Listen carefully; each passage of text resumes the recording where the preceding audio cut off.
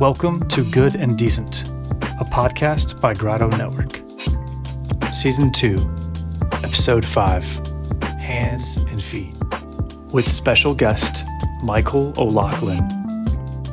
Michael is the national correspondent and associate editor at America Magazine.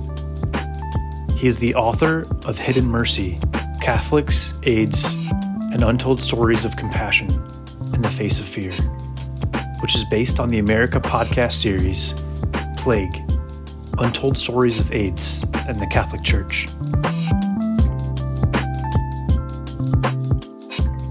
Hey everyone, this is Javi Zubizarreta, the director of Grotto Network and your host today for Good and Decent. I am sitting in my car just outside of Chicago, where it promises to be the first really beautiful weekend of spring.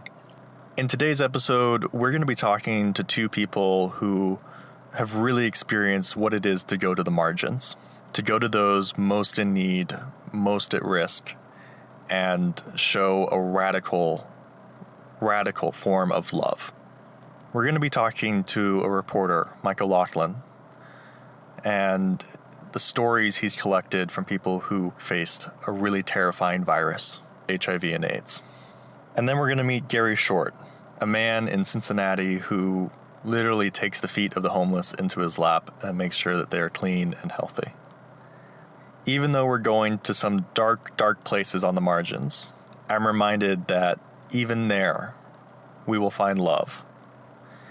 And like today, on what promises to be the first spring day in Chicago after a long winter, there is hope, and there is hope to be found. So, I need to get out of this car and on with this interview. Stay tuned. There we go.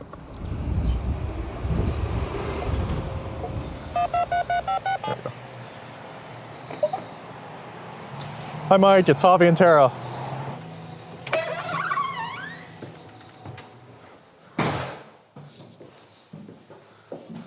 Hey, Mike. Hey. How you doing? Good, how are you? Doing well. It's nice to meet you, Javi. You too. This is Tara. Hey, Mike, nice to meet you. Well, thank you for sitting down with us today, Mike.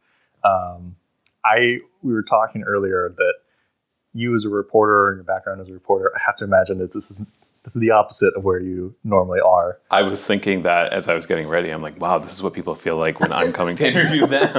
I'm much more comfortable the other way around. Yeah, how's it feel to be on the other side? I feel like I know what's coming, which is good. Yeah. But yeah, I'm much more comfortable asking other people questions than talking about myself. So even talking about the book has been a strange experience in some ways. I'm just curious where the project started and how you began with it. So it started because much of my reporting early on, when I started reporting full-time, there was a lot of stories about LGBT issues in the Catholic Church. And I was writing about them because it was in the news. So sort of like, what are bishops saying about debates over same-sex marriage? What are ordinary Catholics thinking about the issue?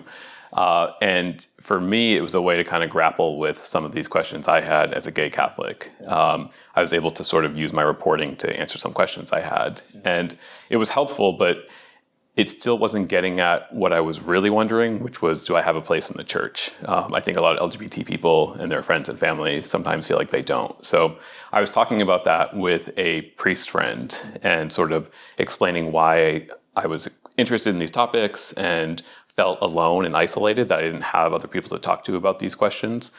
And I told him it felt very new to me that like I was the first person trying to navigate this space. What does it mean to be a gay person in the church? And he said he understood the feeling, or at least appreciated like what I was saying, but suggested that might not be true. And he told me this story about how as a young priest, he had been working on a college campus when he heard that HIV and AIDS was starting to affect the community a little bit. And he offered some space in the Catholic Student Center for sort of a support group for people impacted by the epidemic.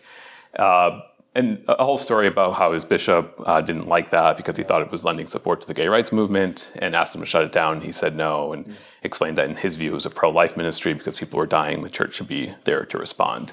And I hadn't known that about him. I had known him pretty well, known much of his ministry, and that kind of surprised me. And I really didn't know any of that history. And he said, well, you might want to explore that time, the 1980s and 90s, because there was this big clash between the gay community and the Catholic Church, but also many people in a similar situation who kind of had a foot in both worlds and struggled with how to make that work. So I took his advice and spent the next couple of years kind of researching that, learning about all the history, reaching out to people, asking them to share their stories. And the result was hours and hours and hours of audio interviews that eventually we turned into a podcast and then eventually into Hidden Mercy, the book. I would love to ask you what you remember about the hospital. Much beloved establishment, all right? It was almost too popular because any Catholics not in the neighborhood, if you were Dominican Catholic or Puerto Rican Catholic, you would gravitate towards a Catholic hospital. So it was really overwhelmed. I asked him what it was like to live here during the AIDS crisis. I lost all my friends. All right, you understand I'm 24 when I move in here. I'm 70. So this was Auschwitz. This was a concentration camp opening up. So it seems like it was almost more of a personal quest even than any directed final product. What was your personal journey some of the interviews you have are so powerful. What was the impact for you there? Yeah, hearing the stories from the people who lived and survived that time and how they navigated their faith life was really moving to me, because for me, this journey has been difficult at times, but also encouraging, kind of learning about other people who have gone through something similar. But to think about doing it at a time when the gay community felt under siege by every aspect of society, so not even the support that we enjoy today, including the church, just so much pressure back then, and a very traumatic time. And a lot of that trauma came out in the interviews. If people listen to the Plague podcast or read Hidden Mercy, they'll get a sense of how even decades later, there's still a lot of trauma in the community. So for me personally, though, it's been encouraging to meet people who literally helped create a space today that I think I sometimes take for granted, that I have a parish that is welcoming and affirming, and that's not an accident. It's because there are people who came before me who worked to make that happen. So one of the big takeaways from these interviews has been, if there's a space in the Catholic Church that is welcoming to LGBT people, it's not by accident. It's because other people have done the hard work. So learning some of that history has been important to me to understand why I feel welcome in some spaces. If I can ask, could you talk a little bit about what it was to feel alone as a gay Catholic? Like, what was that space for you? Where were you in that? Yeah, it was not pleasant. And I think I experienced that more in high school and college as I was beginning to understand things about myself, but not able to vocalize them to people I trusted. And I think a lot of that was my own fear about how people would react. But I realized somewhat quickly that I could be honest with friends, people from church, kind of priests that I knew well, and the reaction was almost always positive. And I realize I'm perhaps a bit unique in that situation. I know a lot of people have more negative experiences, but I've been lucky in that regard. And part of the reason I think I felt alone was because I didn't know the history. I didn't know that there had been LGBT people in the church working to create spaces that were welcoming and affirming. And if I had, I might have realized that I'm not as alone as I thought. Part of it was simply I wasn't connecting with other LGBT Catholics because I was probably too afraid to talk openly in a way that would have allowed me to find them. But I think even just knowing some of the history would have made me feel more empowered to do that to begin with. Can you just give us an overview of kind of who you went out to speak to ultimately create the book and the podcast? Yeah, I mean, the first one was kind of an accident. So I was in the archives of the National Catholic AIDS Network up at Loyola here in Chicago, and was just thumbing through some newspaper articles and came across this small AP clipping from the 80s about this pair of Catholic nuns who had moved from Belleville, Illinois to New York City for 6 months to learn about HIV and AIDS care. And I Googled their names, and one of them had passed away a few years before I started researching. But the other one, it took some digging, but I found her. She's alive and well and was very generous with I remember it was a hot summer day and we had a 2-hour phone call. She kind of told me her life story and I took notes and listened, asked follow-up questions, and we kind of stayed in touch. And I was very clear that I didn't know how the story would be used, that it was kind of a personal search for me. But that was the beginning of the research. And from there, it sort of blossomed into Sister Carol gave me the names of 5 more people to interview. And then I sort of became obsessed with digging this story, kind of figuring out who else was out there. So it was just interview one person, get 5 more names, reach out, and it just grew and grew and grew and led to dozens and dozens of interviews over the next few years. But inside the Bitter Homes and Gardens was, I don't remember if it was The Advocate or one of those gay magazines. This is interesting. And it was all the different sexual poses and stuff like that. And I'm like, and then when he came out, and I talked to him and I said, do you do that kind of stuff? And he said, it'd make a difference. And that's what it kind of did. I thought, I just had to be honest. I said, I really don't know. I think something that was so powerful to me hearing these stories was how these people sort of had to push past their own fears, their own sort of hesitations around ministering to these folks, and not being afraid to truly lay hands upon them.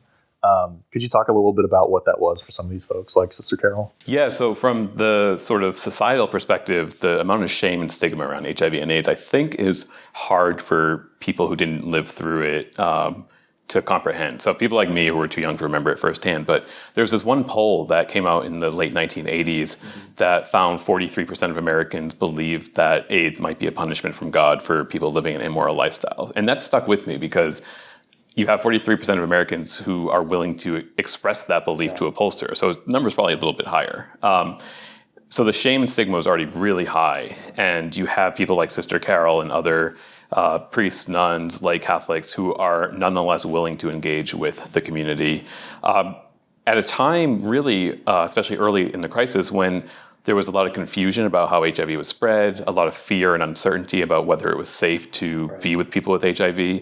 And they nonetheless kind of did their research, learned that it was okay, and engaged in the ministry. But one thing that really stuck out to me was it wasn't a one-way street where you had people like Sister Carol kind of reaching out to a community in need, though that did happen. But she had the insight to say that she benefited from the work as well because her own understanding of her own faith was deeply broadened by her interaction with the marginalized, mostly gay men who were affected by HIV. So it was really this sort of symbiotic relationship where she provided help and helped launch this AIDS Resource Center in Illinois, but also her own understanding of what it meant to be a Catholic was made more deep and more profound for her. So that really stuck with me because I think centering the community in need can be a helpful way of encouraging others not to be afraid to engage in that kind of ministry today.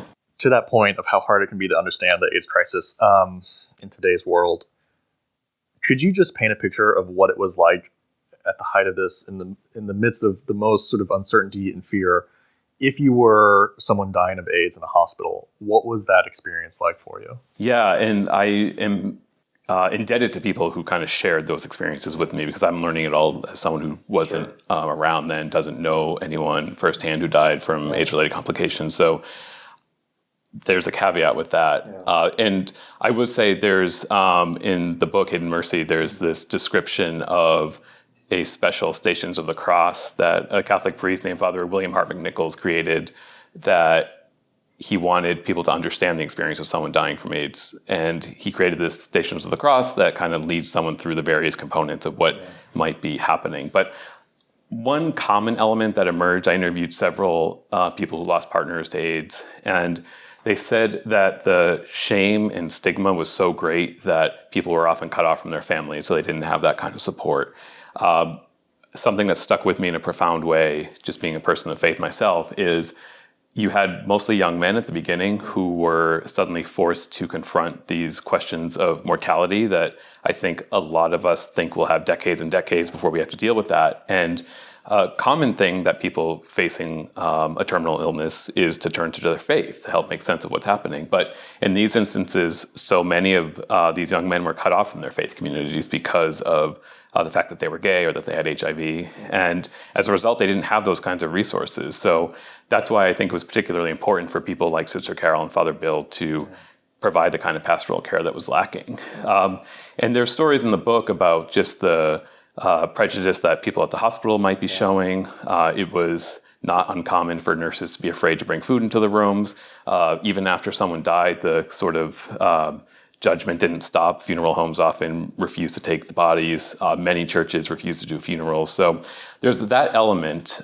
In my project, I tried to focus on the people who did the right thing. So the churches that did do the funerals, people who provided the pastoral care. But the sense of loneliness that accompanied a HIV diagnosis is very prevalent. It's especially heartbreaking, I mean, for me as a fellow Catholic, and to think of this, of how our most basic callings as people of faith were ignored too often, of not burying the dead, of not caring for them, and the fear of just touching someone with AIDS. Yeah, many of the sisters I interviewed who were working in the hospitals, or the lay nurses working in the Catholic hospitals that became really iconic AIDS clinics or AIDS resource centers, talked about the importance of touch and how people with HIV and AIDS were really cast from society, not even just from the wider society, but even in the gay community, there was a real fear around the issue. And as a result, they were kind of cut off from their community. So that sense of not being afraid to hold someone's hand as they're going through something very painful and lonely. And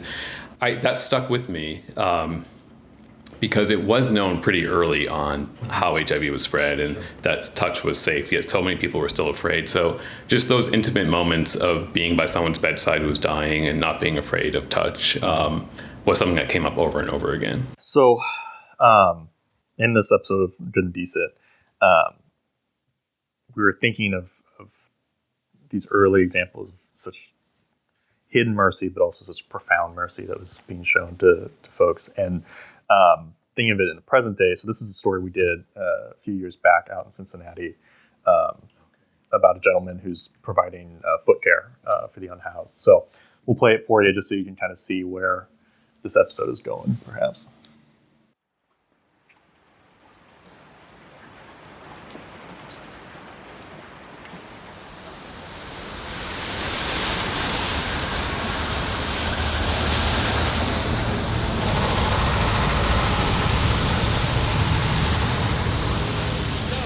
A lot of our clients are just on their feet all day. They're shuffling from one location to another, whether it's looking for the next meal or whatever shelter that they may need for that night. And it's wet, it's cold, and when the feet get wet, that's when they get the most stress on them.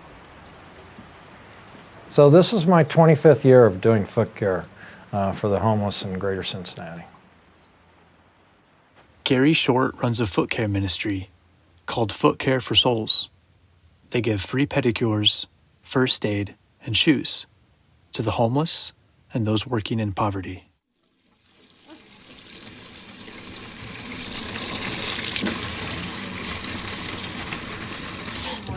Put both feet in the basin, please, Mike. Oh, yeah, pull your chair up. That's good. Oh yeah, great. One, but it feels good. Foot care and service in general is a blessing because, you know, just like shaking somebody's hand, that's a very personal thing. When you have someone's feet in your lap, it doesn't get much more personal than that. Timothy, how you feeling today? Oh man, getting on. Gary's been doing it for a while. Did you? Just got off work? Gary's been doing it. Yeah, where you working at? I'm signing in. Okay. It's all saying. So, how's your health overall? Everything good? No medical conditions I need to be aware of or anything? Not I know of. Okay. Diabetic or anything? Diabetic? Okay. Not I know of. Okay, how's your feet? Sore. Sore. Okay. Let me know if I get a sensitive. What? Anything sensitive, let me Yeah, it know. would. Good thing at the bottom.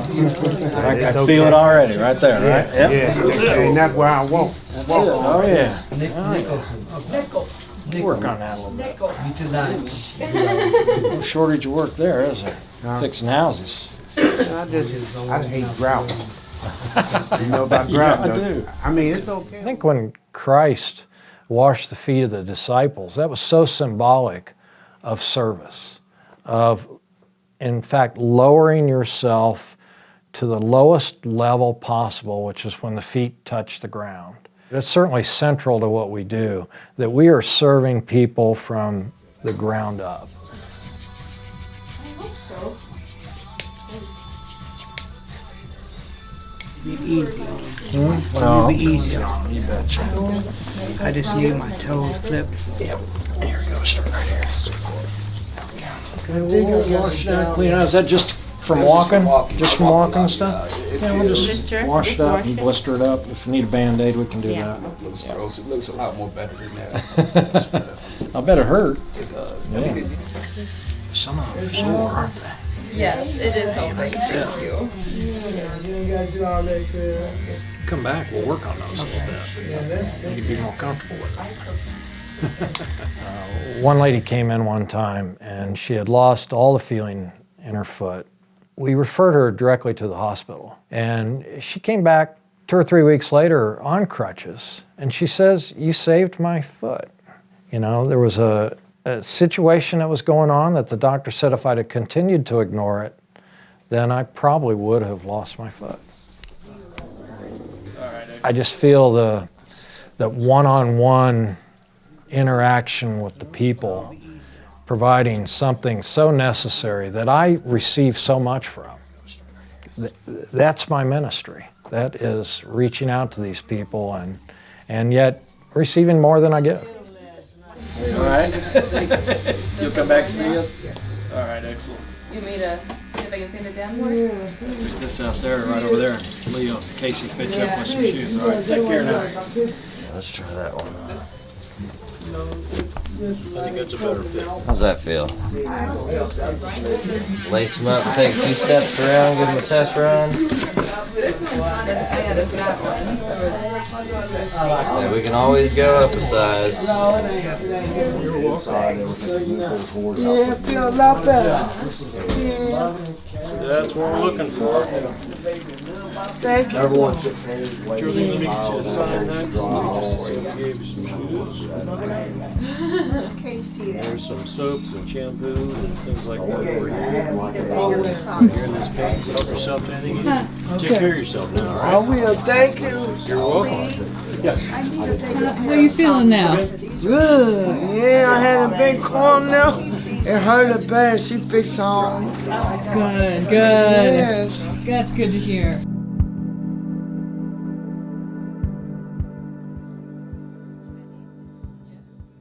This month at Grotto, we're talking about marginalia, sort of the hidden figures and what it is to go to the margins and what we find there. And I'm just curious, going through this process for yourself, of going back into the past, into some of the most marginalized moments, and the present too, I should say. You discuss about the AIDS pandemic in South Africa and how it is so very much alive. But I'm just wondering, what did you find when you went to the margins like that? What did you get out of all of this? That's a good question. And like the video, I think so much of this ministry takes place away from the limelight. And there's sort of the culture war issues that dominate the Catholic news, like any other news. But on the margins, you find these very intimate moments of ministry. Quiet, not talked about too often. The people performing the ministry often don't want to bring attention to themselves. The people receiving the care often aren't in a position to bring attention to the ministry. So I think some of the church's best work is performed at the margins. When people hear that gospel call to care for those in need and live it out in profound ways. I wish these stories were more well known, and I see part of my role as a journalist to help bring attention to them, because it is our church at its best. And I've been encouraged by the people who work at the margins, how their faith is deepened by that work, and I'm really honored by the opportunity to be able to share some of those stories as well. There's an irony there of how much hope you can find at the margins in people's suffering. Yeah. How do you sort of put that in context for yourself? It's a hard thing because people living at the margins, it's not an easy life, right? And just by spending some time with individuals who are ministering at the margins, you get a sense that it's not an easy job either. Sometimes we can romanticize what that ministry is like, but it's tough. It's tough for the people doing the ministry, and it's tough for the people who are in a position where they need that kind of ministry. So I think there's something profound that comes from witnessing that kind of ministry in action, but I think we should also be realistic that it's not easy and that there is a lot of self-sacrifice, I think, on both sides of people ministering and being ministered to that is humbling in many ways. Your book and your podcast also talk a lot about the intersection of the church, politics, and the plague of AIDS and the LGBT community. It's not an easy one. No. How do you sort of approach that? How do you, well, more relevant to our audience of young people who look at the church and say, why would I ever want to be a part of that? Look at what they're doing. What do you say to them given your work? Yeah, I understand that sentiment. There is a lot of hurt and pain among young people in general, but also especially among young LGBT people. I would say at the same time, there's something profound about the gospel inspiring people to respond in very merciful ways. So if you look at where I've been researching HIV and AIDS, it wasn't just the Catholic Church that was perpetuating shame and stigma around HIV. It was every sector of society. People who today I think would even be ashamed of how they acted or what they said back then. But at the same time, there was something about the gospel, about Catholic social teaching that prompted many individuals to respond with care and compassion. So there's something in our faith that can be used in a negative way, and it has been, but there's also something that has prompted people to do extraordinary works of mercy that I think are inspiring to Catholics, people of other faiths, people of no faith, and it's something that we should be proud of and talk about. So I would hope that younger people who are skeptical, and I've been there in my own life, are at least able to see that there is this opportunity for love and compassion that comes from following the gospel. Yeah. This is a big question. I don't know if we'll put it in the podcast, but where do you, I mean, when you think of the church and where it was in the 1980s and the early 80s at the height of this, where the church is now, I would like to think there's been growth. Yeah. Do you see that? And where do you see it in the next 30, 40 years? Yeah, I'm really conflicted about this question. I interviewed, or during one of my interviews for the podcast and then for Hidden Mercy, I asked Father Bill McNichols, this young priest who identifies as gay, who was doing AIDS ministry in the 80s. I asked him if he thought things were better today, because certainly from a societal perspective, there's more LGBT civil rights, there's more prominence of LGBT people in public life. And he said he's not sure. He said back then there was somewhat encouraging signs that things were going to get better for LGBT people in the church. He said today there does seem to be sort of a reaction against some of the societal progress, so he's not sure that it's easier today in the church. At the same time, I do see signs of hope. As I've been going around the country talking about Hidden Mercy and meeting readers, introducing the stories to young people, there's certainly an excitement that these conversations are taking place. Even though there are certainly challenges, there are LGBT people who hold positions of ministry in the church who are open and honest about their lives. There's families members who haven't given up on the church, even if their sons and daughters maybe have stepped away. So I think there is a willingness to explore these conversation topics, led by a pope who seems open to wanting to be honest about these questions. So I'm encouraged, even if I think there are still many challenges that remain. Well, speaking of the big guy, you got a special correspondence from him. Can you tell us about that? Yeah. We were curious too if you took a page from the note of the Friends of Dorothy house and have it in a box somewhere hidden away, or if you I can show you it. Do you want me to get it? I would love it. Yeah. Yeah. It will be framed at some point. It's like in this ridiculous children's book about saints. Because it was folded and I wanted to flatten it out. Can you tell us what you're pulling out there? Yeah, so I have this oversized copybook about saints, and inside is a letter I received from Pope Francis over the summer, written in Spanish, so I had to have a friend help me translate it.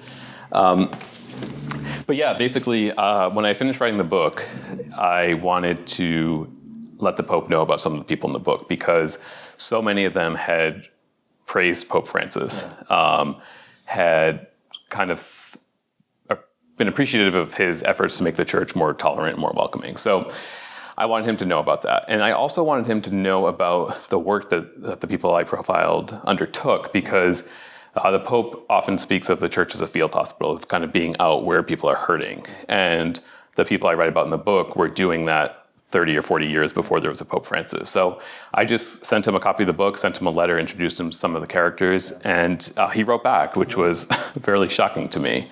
And it was very cool as a journalist, of course, to have my work recognized by the Pope. But what was even more moving to me was that I was able to call some of the people I wrote about in the book and read them this letter before it became public. And they were very moved by it. And it wasn't that they were sort of seeking validation from the Pope. They were confident in their work and in their faith. But they often did this ministry hidden away and not seen by the church. So now they had this sort of what I call a decades late papal blessing. So it was a really moving experience. And I don't think a letter from the Pope is going to make all the change that might be needed in the church, but it's at least an acknowledgement that if you do the right thing, eventually history catches up with you and you'll be recognized for that. I won't ask you to read it in Spanish, but is there anything in here that you would pull out? Yeah, the Pope cited Matthew 25, and that I think was moving to me because many of the people I interviewed cited the gospel, Jesus' teaching to care for those in need as their motivation. So the Pope recognized that. And then also he recognized that the people I write about in the book undertook this work at kind of a risk to their reputation and their vocation even, because there was so much shame and stigma, but they did the right thing anyway. So those two parts really stuck out to me. We've seen a lot of persecution of those who are, in a world where so many people are leaving the church, those few LGBT souls who are still saying, I'd like to be a part of this, and so often pushed away. When you get a letter like this from, the Bishop of Rome, what does that mean to you as someone occupying that space?